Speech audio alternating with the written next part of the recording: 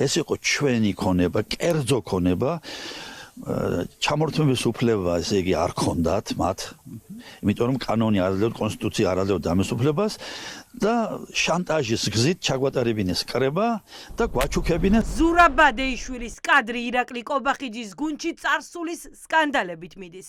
ნაცმოძრაობის მმართველობის საოლქო პროკურორს დღეს დაზარალებულებმა შეახსენეს წართმეული ქონებაც და ტერორის გზაც, რომელიც მათ ილია ჯალაღანიამ გაატარა. ხალხს ვინც წლები ამტკიცებს, რომ ნაცმოძრაობის პროკურორად მუშაობის დროს ილია ჯალაღანიამ მათი საქმეები შეკერა, აინტერესებთ რა გარიგებით დაინიშნა ის ქვემო ქართლის გუბერნატორად. დამირეკეს მე და მითხრეს რომ ჩამოვაო ილია ჯალაღანია და ამ ქონებებს ყველაფერს დაათვალიერებსო. მართლა ჩამოვიდა მანქანაში ჩამისვა. ხო და წავიყვანე მოვატარე მთელი რაიონი და სადაც იყო რა ჩვენი გენერალი ეკონომები იქ რამდენიმე დღის მერე გამოუშვა კიდევ ორი პროკურორი რომლებმაც ესე იგი ანალოგიურად ესე იგი როგორც ილიამ ისე ყველა მოიარეს ყველაფერი და ჩაინიშნეს შეადგინეს ესე იგი ჩამონათვალე ამ იმის და ამის შემდეგ გითხრენ რომ აბა ჩაატარეთ კრება და აჩუქეთ სახელმწიფოს.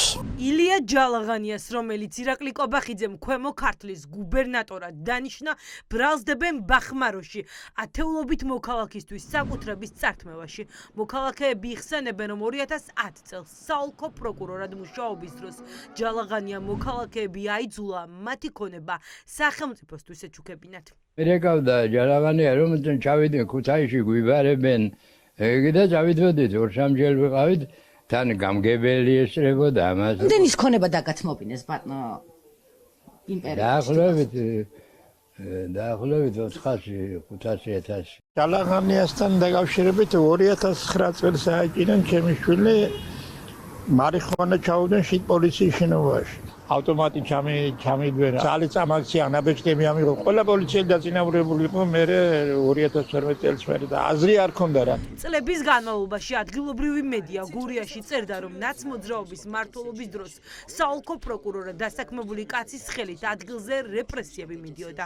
ჯალაღანიას პროკურორობის დროს ამტკიცებდა არაერთი მოქალაქე, რომ დანაშაული, რომელსაც მთავარი საგამოძიებო უწყება ედავებოდა, არ ჩაუდენია. იარაღი ჩაუდეს და საქმეები ასე შეკერეს. რას გთხოვდნენ? აღიარებას პირობითი გავაფორმოთ, რომ იარაღი შენია და თავისუფალია. მაგრამ მე წინააღმდეგი ვიყავი. ძალიან კარგად მოგეხსენებათ რა ჩამიდეს, და თქვენ ჩემზე უფრო. ხო და აი რატო არ მოითხოვეთ იმ ადამიანების დასჯა? აი ახლა ნახე მაგვიანებთ. გაგახსენდებათ ილია ჯალაღანია? მე არა, ილია ნამდვილად. და 2014 წელს იტყუებოდით ინტერვიუს, რომ აძლევდით და ამბობდით, რომ ილია ჯალაღანიას ხელმოწერის შეიძლება სახელი და გვარი არ ვიცნობ. არ გეუხერხულებათ იმ ადამიანების დაწინაურება, არაფერს არ რომელიც ადამიანებზე ძალადობდა? ვის გრძალავთ?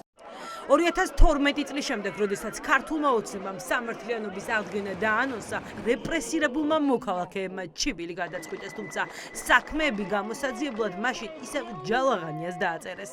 ხო მასრულებდა ილია ჯალაღანიამ და იყო, აბა შემსრულებელი იყო, იმიტომ რომ და შემდგომ მე თქვენ თუ გაიხსენებთ, როცა 2012 წელს ქართული ოცნება მოვიდა, ეს გადაიყვანეს საქართველოს თავარ პროკურორად და მაშინ აპროტესტებდით მაგას. ხო, აპროტესტებით, იმიტომ რომ ის საკითხები, ვისაც უნდა გაესაჩივრებინა, ისე მასთან ხდებოდა, ხო? ეგ სიტუაციები იყო. ყველა თავის დანაშაულზე აგებს პასუხს. როდის აგებს 13 წელი გავიდა და ილია ჯალაღანია აგებს პასუხს, ან შეიძლება გამოისყიდა.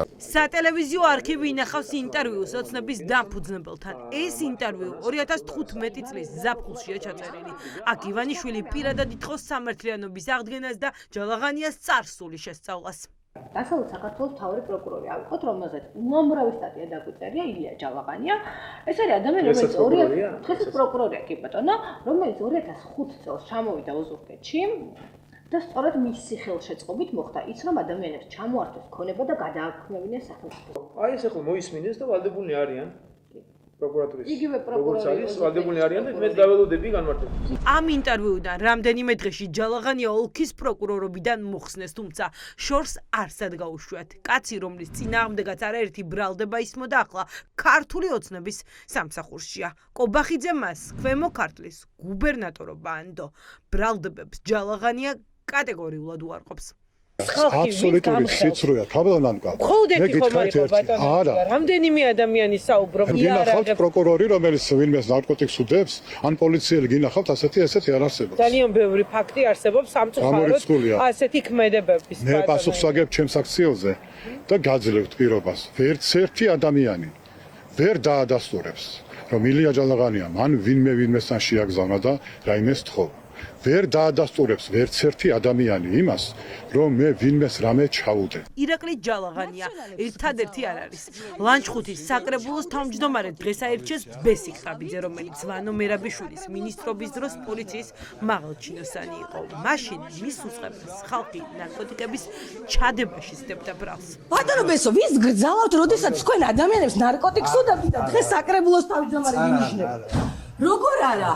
როგორ თქვენ იყავით პოლიციის უხართ ყველაფერი არ ვიყავი მაშინ წასული ვიყავ პოლიციაში თვითონ ბატონი ელგუჯერო ადასტურებს არა ვერ ადასტურებს და არ ვიყავი ამოიგეთ მონაცემები და ნაციონალური მოძრაობის დროს პოლიციის უფროსი ვიყავი მაგრამ სპეტაკიკაც ვიყავი ბესიკ ტაბიძეს თუ დავუჯერებთ მისი წარსული საქმიანობა სისპეტაკით გამოირჩეოდა და ვიყავი სპეტაკიკაცი რომელიც ვიცავდი მოსახლეობას და ხალხს ელგუჯა ჩხაიძიშვილი ციხეში ჩხაიძის დროზია როგორ წავიდა, როგორ არ მყავთ თქვენ და ილია ჯალაღანია აი, მაცალია.